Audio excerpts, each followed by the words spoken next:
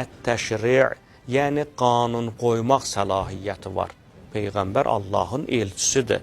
Peyğəmbər əleyhissalam ondan soruşulan suala və yaxud da hər hansı bir məsələyə müdaxiləsi ixtiyarı var.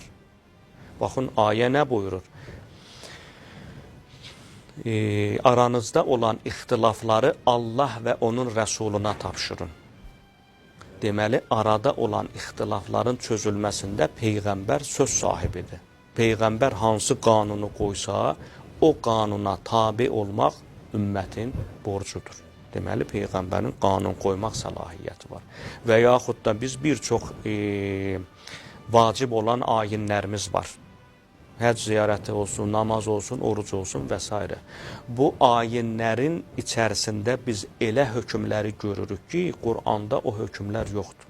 Halbuki insanlar o hökmü pozsa, onların əməlləri batil olur. Məsələn, konkret həcc ziyarətinə aid nə çox hədislər var. O əməlləri insanlar necə gəldi eləyə bilməzlər ki. O əməllər gərək Quranda və yaxud Quranda yoxdursa, sünnədə, yəni Peyğəmbərin hədislərində hansı formada öz əksini tapıbsa, insan da gərək o formada onun icrasına diqqət yetirsin.